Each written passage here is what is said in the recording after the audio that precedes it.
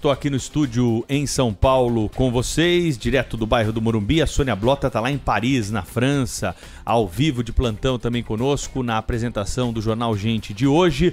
E o nosso próximo assunto, concessão de parques, né? Em São Paulo, em todo o Brasil. Vamos trazer experiências internacionais também aqui. A Sônia vai falar um pouquinho lá sobre o que acontece na França, porque é um assunto que interessa a todos. Primeiro, nós precisamos diferenciar os parques nacionais dos parques urbanos. E quem vai falar sobre isso conosco é o Fernando Pieroni, que é o diretor-presidente da ONG Semeia.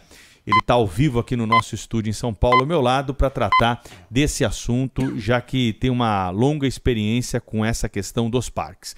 Fernando, bom dia para você, seja bem-vindo aqui à Rádio Bandeirantes, tudo bem? Bom dia, Pedro. Obrigado pela oportunidade. Oi, Fernando, tudo bem? Bem, Sônia. Vamos começar diferenciando então, Fernando, os parques nacionais dos parques urbanos, quais são as características de cada um deles, para a gente daí seguir na nossa conversa e ver o que pode ser feito, né, para melhorar a condição, expandir o número de parques que acabam sendo aí uma opção de lazer, de turismo, uma opção para as pessoas desestressarem um pouco da vida corrida da cidade, né? Conta pra gente como é que é feita essa diferenciação técnica.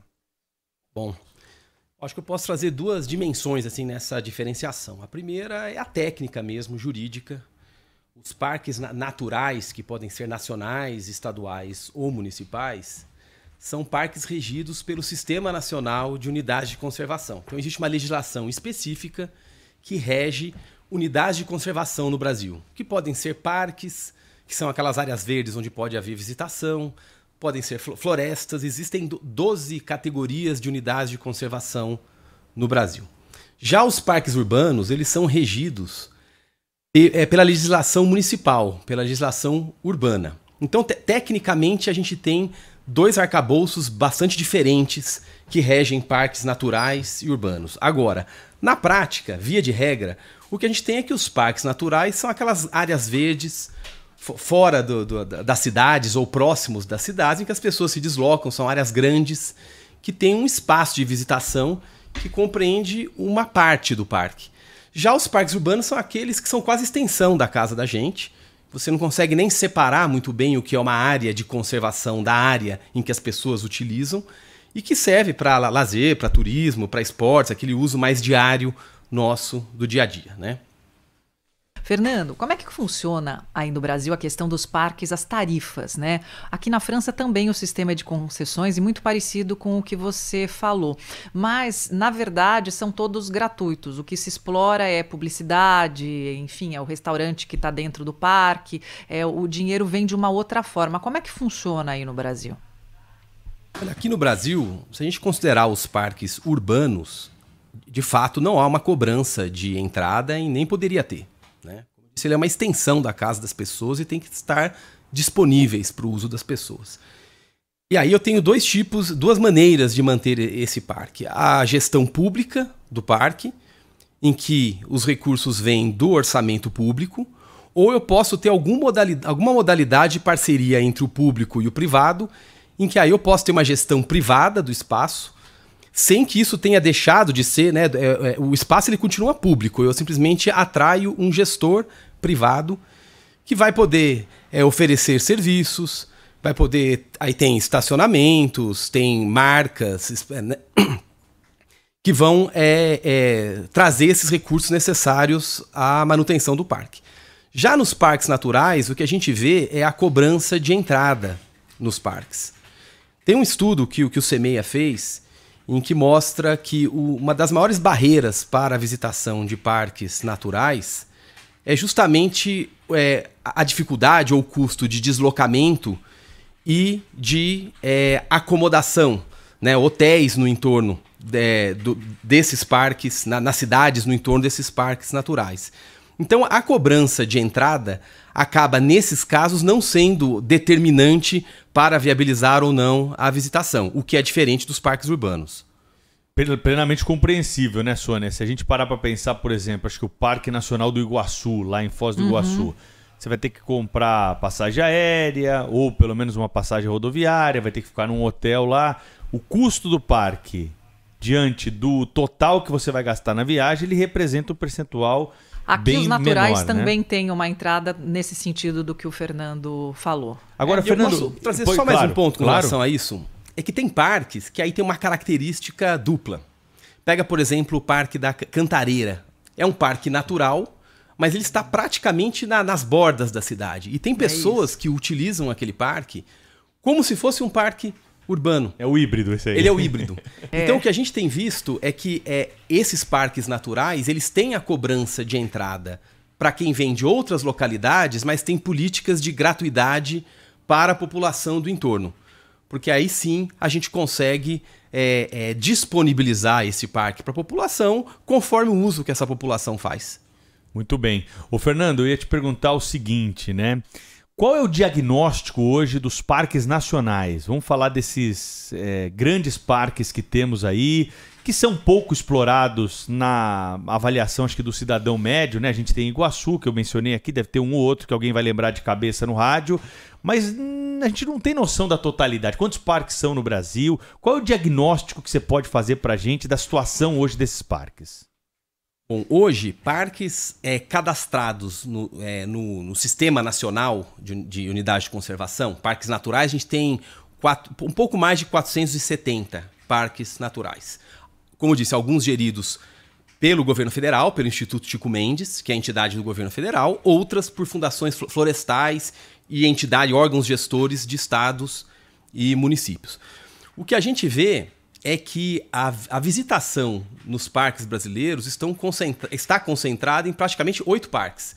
8 parques correspondem a 75% da visitação aos parques naturais brasileiros. Então a gente vê que tem uma oportunidade muito grande de melhorar a infraestrutura, de melhorar o acesso, de melhorar os serviços nesses parques, para que a gente também aproveite o potencial desses outros, que não, nesses outros, além dos 8, né, que estão sendo subaproveitados, né? Fernando, eu fiz uma reportagem no ano 2000, olha só. Era uma reportagem até na questão da política de lazer para a cidade de São Paulo. E o que todos os candidatos chegavam à conclusão, que é uma reclamação do eleitor, é que São Paulo tem poucas áreas de lazer. Então todo mundo migrava muito, especialmente quem é da Zona Leste, para o Parque do Ibirapuera, que acaba sendo superlotado, etc. e tal. De 2000, isso tem 23 anos, né? 23 anos essa reportagem. Em 23 anos, o que você achou que evoluiu, o que ainda falta conquistar no sentido lazer? O que o paulistano merece? A gente não tem praia, né? São Paulo não tem praia, infelizmente. O shopping acaba sendo a praia do paulistano, como se diz, mas assim, só para passear, né? Porque ultimamente não está dando para comprar nada. Então, como a gente suprir aí essa carência de lazer e o que foi feito nesses 23 anos? Tá bom. Acho que vou também colocar dois pontos aqui. O primeiro é a disponibilidade de espaços públicos para a população. De fato, a gente tem uma carência de espaços públicos. E aqui eu vou um pouco além dos parques. Eu lembro que houve uma grande polêmica quando se decidiu fechar a Avenida Paulista aos domingos, para que as pessoas pudessem utilizá-la como um espaço público, sem carros, né? Esse é um belo exemplo. Hoje em dia, se nós formos, né, fizer uma enquete de o que a população acha de reabrir ela aos domingos para os veículos, eu tenho certeza, tenho convicção de que a população é contra a reabertura da Paulista, né? Por que eu estou dando esse exemplo? Ainda que não seja um espaço verde, é um espaço público. Então eu posso dizer assim, a Paulista é um parque de concreto, mas é um parque onde tem música... Não deixa de ser um parque, aliás, eu adoro. Eu adoro também, eu adoro também. Então isso assim, é um sinal da importância de ter espaços públicos abertos à população, né? Agora, os parques urbanos ainda têm a oportunidade de contato com o verde. E todo o benefício que isso traz do ponto de vista da descompressão, né, do dia a dia da grande cidade. Já existem estudos, né, que existem até países que recomendam no sistema público de saúde que as pessoas frequentem parques como se fosse um remédio para a população, para desestressar a população.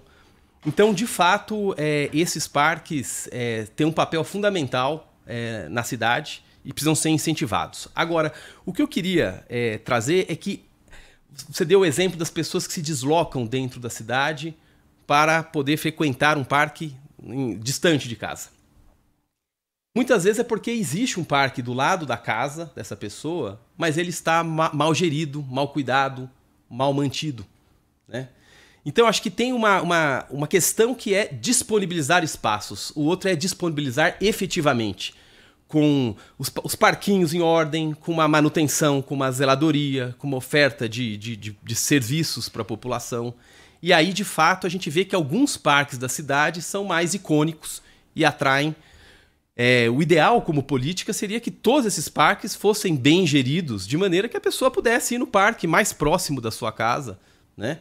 E pudesse ter aquela vida do bairro, né? Bom, aqui em São Paulo, bem cuidado. Aqui em São Paulo você pega o Ibirapuera, o Vila Lobos, né? Que são parques que têm uma estrutura, estou dando um exemplo apenas de 2 aqui, mas tem alguns outros, que tem uma estrutura muito melhor e que justamente traz. Se for hoje, dia de sol, aí você vai ter fila aí na porta do Vila Lobos, do Ibirapuera, para parar o carro, certamente.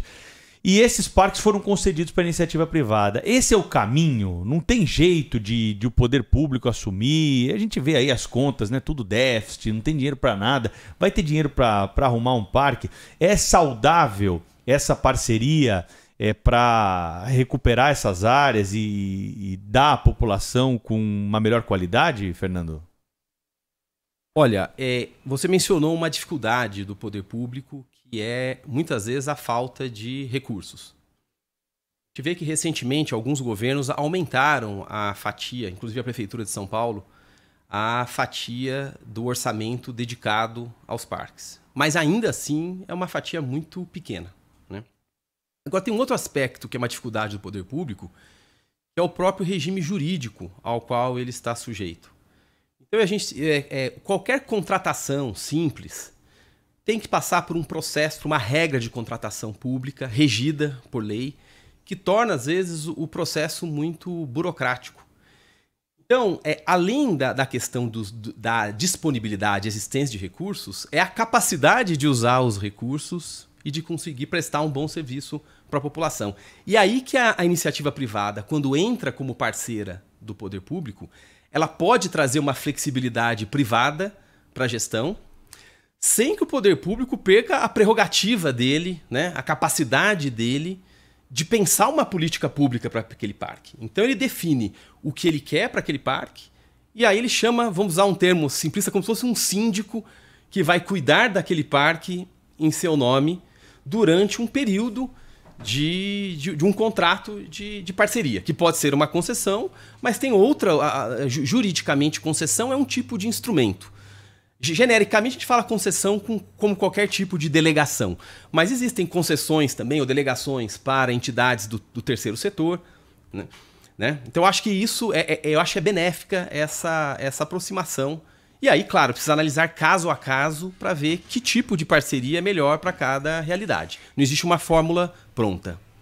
Parque é bom e queremos mais, viu, Fernando? A Sônia, questão é a seguinte... Só um minutinho diga. Aqui, enquanto você formula a sua próxima pergunta, porque nós precisamos informar o nosso ouvinte a respeito da situação do jogo lá do futebol feminino. O João Rossetti está acompanhando o plantão Bandeirantes Esportivo. Alô, João! É isso, Pedro. Fim de jogo lá no Accor Stadium. A Inglaterra ganhou de virada da seleção da Colômbia por 2-1 e agora vai pegar a Austrália, que venceu mais cedo a França. O jogo acontece na próxima quarta-feira, às 7 horas da manhã. A outra semifinal entre Espanha e Suécia na terça-feira, um dia antes, dia 15 de agosto, será às 5 da manhã. E lembrando que esta Copa do Mundo agora terá uma campeã inédita.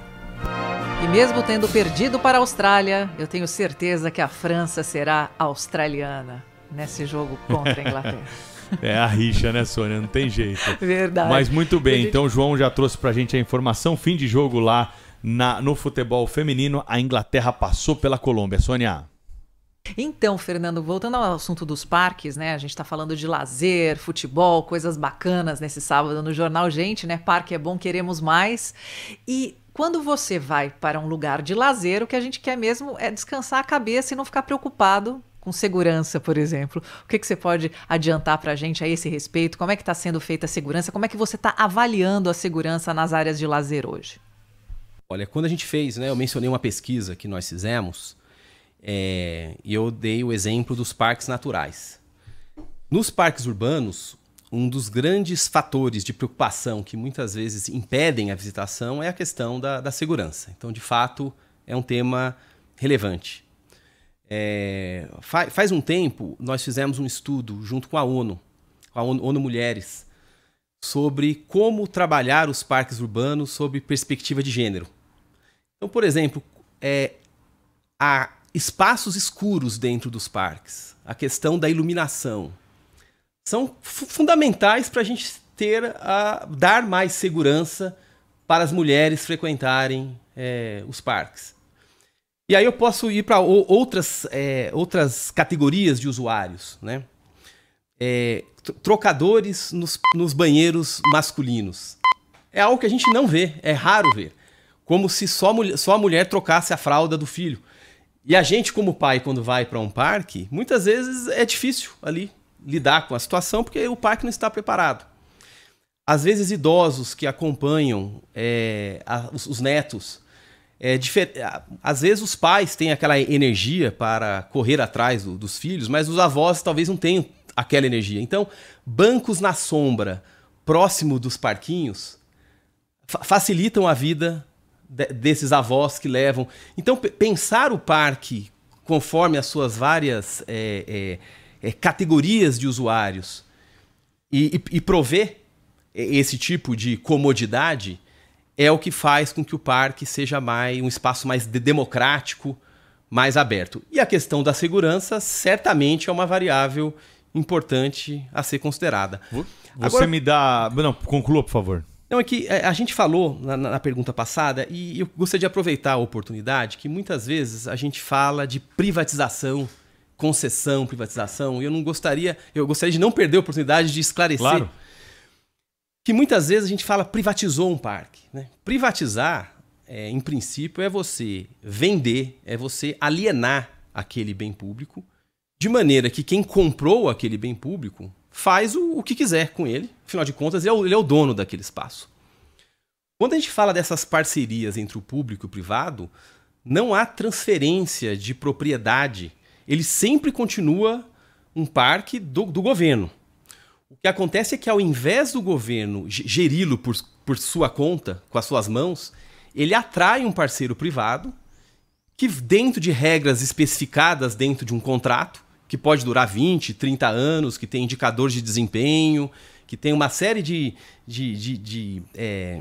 instrumentos para fazer o monitoramento desse serviço que está sendo prestado à população, é prestado um serviço. E ao final desse período, a gestão volta para o poder público, que define se vai querer gerir por si só ou vai querer fazer uma nova delegação para que um parceiro privado faça a gestão. Então, privatização e concessões, parcerias, são instrumentos bastante diferentes. Importante essa explicação aqui para o nosso ouvinte. Sobre o que você estava falando a respeito do público, né, do parque, isso me dá a oportunidade de te perguntar como que é feito esse planejamento na prática. Então, por exemplo, você tem no Ibirapuera, acho que uma infinidade de perfis de usuários. Sim. Tem gente que vai lá para fazer piquenique, tem gente que vai lá para andar de bicicleta, tem gente que vai lá para correr.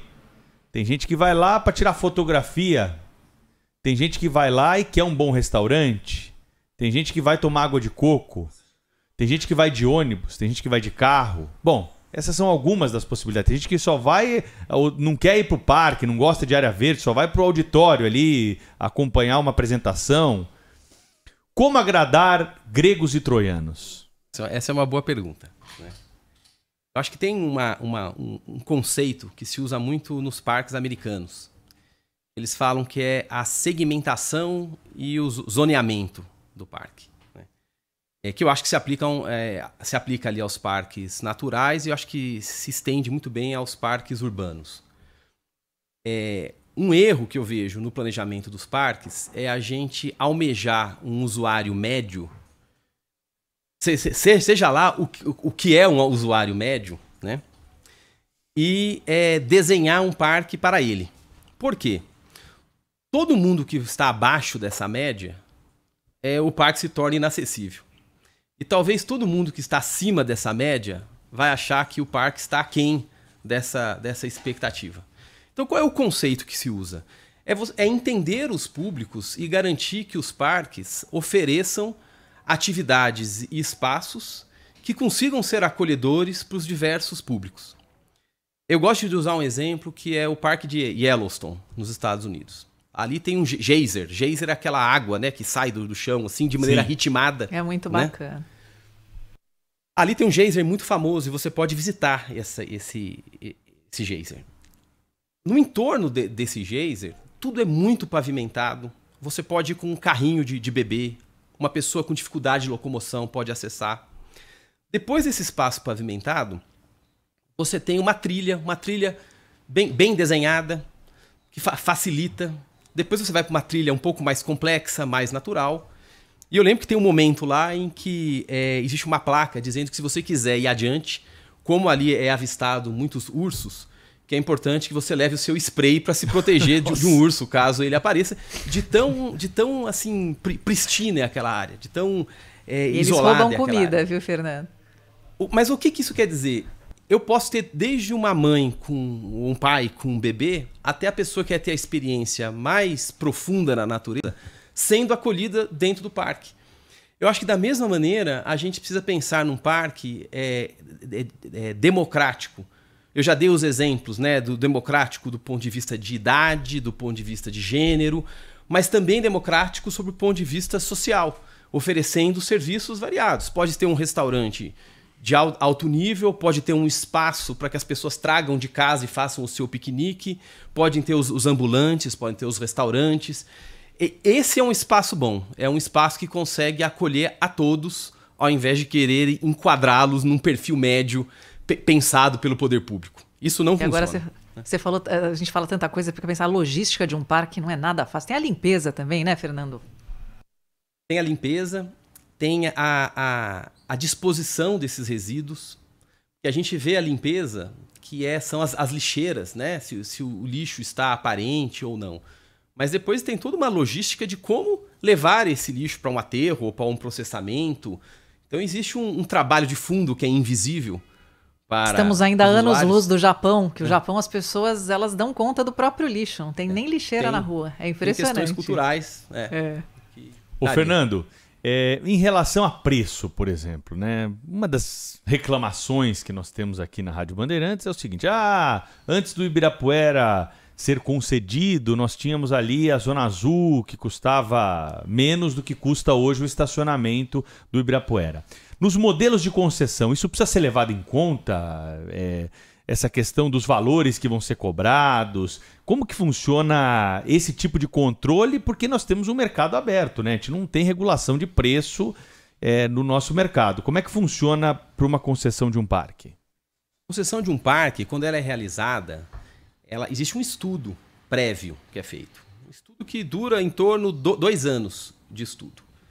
E aí existem estudos sobre o perfil do usuário do parque, sobre como garantir um retorno econômico capaz de atrair um parceiro privado quando o parque é concessionado a uma entidade, uma entidade empresarial, né? Tem questões jurídicas. Pega um parque do Ibirapuera, por exemplo. Existem questões de patrimônio que precisam ser observadas, o plano diretor da cidade, o próprio regramento do parque. Então, tudo isso é considerado de maneira a se buscar essa equação de um ganha-ganha-ganha de todos os lados, né? Agora, às vezes, eu acho que esse é o caso da Zona Azul, por exemplo, do estacionamento, é um aspecto que o poder público entendeu que, nesse caso, o estacionamento deveria ser cobrado. Porque o estacionamento, ele tem o valor do estacionamento tem dois olhares. Existe o olhar do ordenamento, sob a perspectiva pública, e existe o olhar do pagador usuário. E houve uma escolha do poder público por essa cobrança. Assim como, por exemplo, ali, pegar o caso do Ibirapuera, você tem espaços que serão locados. Acredito que nesse momento ainda estão em reforma alguns desses espaços e serão locados. Então existem receitas que vêm de outros tipos de serviço que também são prestados, aluguéis também, lanchonetes. O importante é aquilo, é garantir que o espaço ele seja desenhado para os seus vários públicos e não para um público teórico médio. Fernando, passou demais a hora aqui, a gente tinha muitas coisas para a gente conversar, vamos ter que voltar numa próxima oportunidade. Conversa boa é assim mesmo, viu, Fernando? É assim mesmo. Mas eu tenho uma coisa para te perguntar aqui sobre o futuro dos parques, né? O que você, como um estudioso aí do tema, alguém que acompanha de perto, vislumbra para o nosso futuro próximo? Há uma disposição dos governos, aqui eu estou falando de todas as esferas, das que você acompanha, né? Federal, as estaduais, as municipais. Há uma onda, uma tendência da gente caminhar por essa concessão e melhorar a condição dos parques nacionais e urbanos? Olha, eu acho que a melhoria dos parques ela é necessária, né?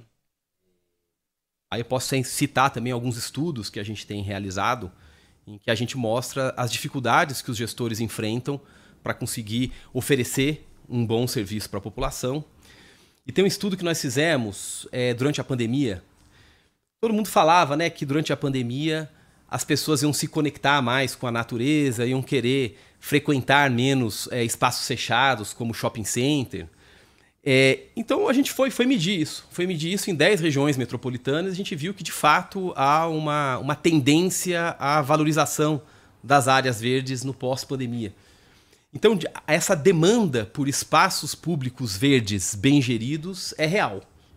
E a gente precisa buscar maneiras de apoiar o poder público em oferecer bons serviços e espaços bem geridos para a população. As parcerias, as concessões são uma dessas ferramentas passíveis de apoiar, desde que bem desenhadas, de que bem discutidas, né, com todos esses estudos prévios que eu mencionei.